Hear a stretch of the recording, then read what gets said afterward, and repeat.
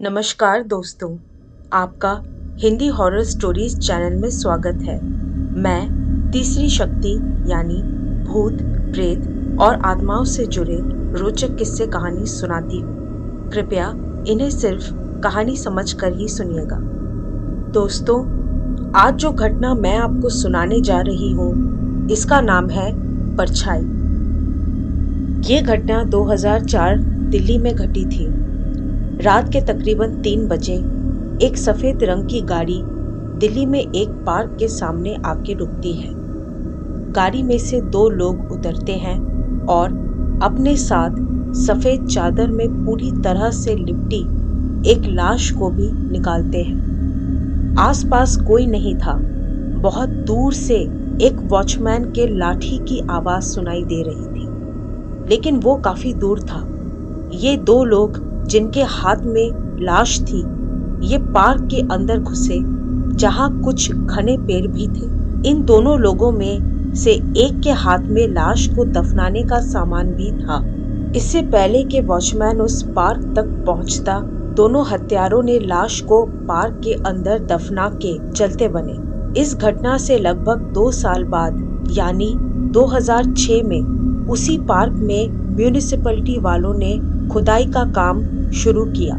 वे उधर underground pipeline लगाने वाले थे, लेकिन खुदाई करते समय उन्हें उस पार्क में से एक कंकाल मिला, जिसे देख के सबके होश उड़ गए। ये बात पूरे कॉलोनी में और उस आसपास के इलाकों में आग की तरह फैल गई। कोई समझ नहीं पा रहा था कि जब 2-2 वॉचमैन इस इलाके पे नजर रखते हैं और हर कुछ देर में पुलिस यहाँ पे राउंड लगाती है, तो इतनी बड़ी घटना यहाँ कैसे हो गई। लेकिन ये तो सिर्फ शुरुआत थी। एक शाम को उसी इलाके में रहने वाले रतन शर्मा अपने काम से घर लौट रहे थे। समय कुछ 8:30 के करीब हो रहा था।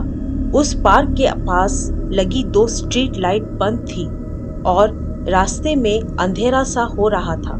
बस लोगों के घरों में लगी लाइटों से हल्की सी रोशनी सड़क पर आ रही थी, जिससे रतन बस किसी तरह सड़क को देख पा रहा था। अचानक चलते हुए रतन ने सड़क पर एक परछाई देखी, जो उसकी नहीं थी। रतन वो परछाई देख के रुक गया और उसने घबराते हुए पीछे पलट के देखा। पूरी सड़क जहां तक रतन की नजर जा रही थी, सड़क खाली थी। उसने फिर से अपने सामने नीचे की ओर देखा। अभी भी उसके सामने किसी दूसरे आदमी की परछाई बन रही थी। ऐसा लग रहा था मानो वो परछाई सड़क से ऊपर उठ रही थी। ये देख रतन हक्का बक्का रह गया। उसके पसीने छूटने लगे और यहाँ तक कि उसे सांस लेने में भी तकलीफ होने लगी। अचानक उसने महसूस किया कि किसी ने उसके कंधे पे हाथ रख दिया है। ये देख रतन के हाथ से उसके ऑफिस का बैग छूटने ही वाला था, लेकिन खुद को संभालते हुए रतन उस जगह से भाग खड़ा हुआ। उसकी हालत इतनी खराब थी कि जैसे ही वो घर पहुंचा और उसकी पत्नी ने दरवाजा खोला, वैसे ही रतन दरवाजे के सामने बेहोश हो गया। क्या आप जानना चाहते हैं कि रतन के साथ आगे क्या हुआ?